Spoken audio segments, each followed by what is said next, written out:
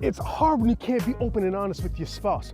The one person in this whole world where that's supposed to make you feel safe, that you're supposed to be able to express your vulnerabilities to. And experiencing this would make anyone feel so furious. I mean, blood boiling, temperature rising, steam coming out of your ears, kind of furious. And you just hold it all deep down inside because now, if you express yourself to your spouse, you're just gonna go explode in an all-out episode of blind rage. And then you become the ogre. And the worst part of all is that these negative emotions cause you to reject the Holy Spirit.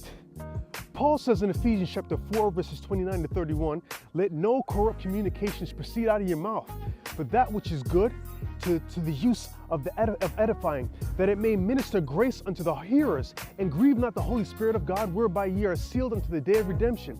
Let all bitterness and wrath and anger and clamor and evil speaking be put away from you with all malice. I don't want to lose out on the Holy Spirit. That's the power of God right there. But Satan makes it so hard to get rid of the bitterness and rage, to not let it come out of my mouth. It's hard to speak gracefully and loving to someone who at the moment you have bitterness, wrath, anger, and rage towards.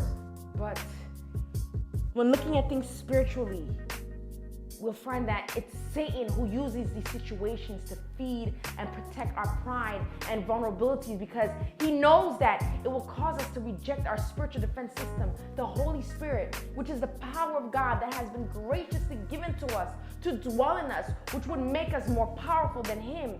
And that's just the beginning, because Satan is looking to destroy your marriage and your family. Along with causing you to reject the Holy Spirit, Satan knows that a lack of a safe place in a marriage will cause a husband and a wife to find a place somewhere else. This can cause all kinds of problems. And this is why some men and women go to the bar and happy hour instead of going home after work, because it's a safe place.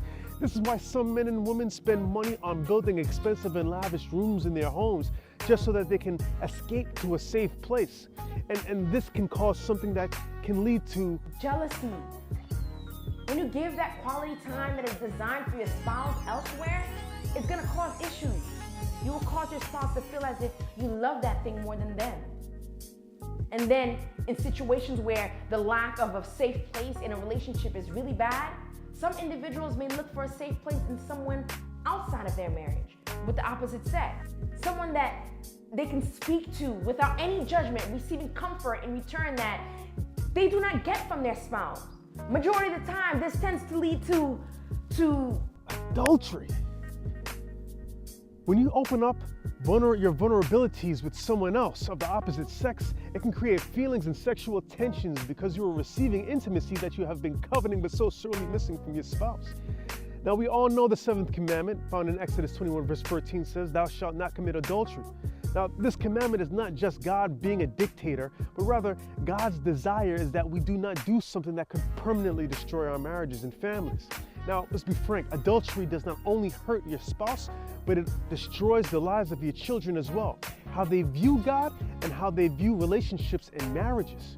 All this can be ended if spouses, the one who feels there is no safe place and the one who does not create the safe place, humbles themselves and focuses on building the proper atmosphere. And to begin with, the person who does not create a safe place for their mate has an issue with pride, insecurity, and a false sense of entitlement. And no one likes to hear that about themselves, but that's just the pride, insecurity, and false sense of entitlement speaking through your flesh. But let's look at this from the perspective of the first relationship issue recorded in heaven. The one between the Godhead and Lucifer.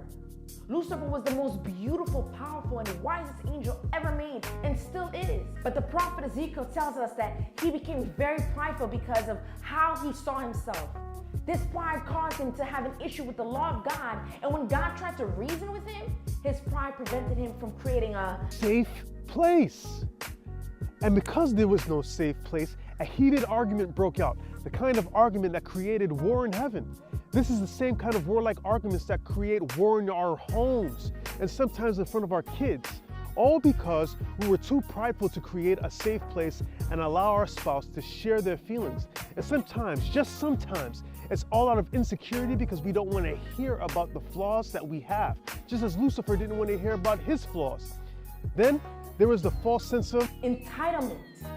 And Lucifer's argument with God, he thought to himself, who is God to be talking to me like this? He saw himself as being above God, saying in Ezekiel 14, verse 13 and 14, for thou hast said in thine heart, I will ascend into heaven. I will exalt my throne above the stars of God. I will sit also upon the mount of the congregation in the sides of the north. I will ascend above the heights of the clouds. I will be like the Most High. Many times when we argue with our spouse, we feel a false sense of entitlement as if they shouldn't be talking to us in that way, or who are they to be telling us about ourselves? Don't you see, when we do this, we're literally acting like Satan. When your spouse comes to you to express yourself, just listen. Listen to everything that they have to say, even if they are screaming at you. Don't react to the expression of their pent-up emotions and feelings by saying after they have poured out their heart to you, who do you think you're talking to like that? I know you're not talking to me like that. Try to understand that they are hurt and seek to make peace with them, even at the expense of your own pride. And then let them know. I hear you. I understand you. I see where you're coming from. It's just that sometimes the way that you talk to me, I feel like my flesh needs to take over. So next time, just talk to me. I'll understand you. It's a safe place here. Last, for those of us who find it difficult to express our hurt to our spouse, a few tips is to pray before you go to speak to your spouse. That you do it in a spirit-filled way and pray in your mind while you speak to your spouse so that when your mind dwells on your emotions, the bitterness and rage does not build up, pushing the Holy Spirit out of the atmosphere, because it is He who creates the safe place. But most of all, don't attack your spouse. Rather, just explain calmly and lovingly the situation that is hurting you. Speak civilly and let the Holy Spirit do the rest. If you follow these instructions with practice, your home will be a heaven on earth. But it's like we always say, heaven on earth, it's a decision. Hi guys, I hope you were blessed by this video. And if you were, please click the like button and share with your friends and follow us on social media. And here are other videos for you to check out as well. God bless you and see you next week.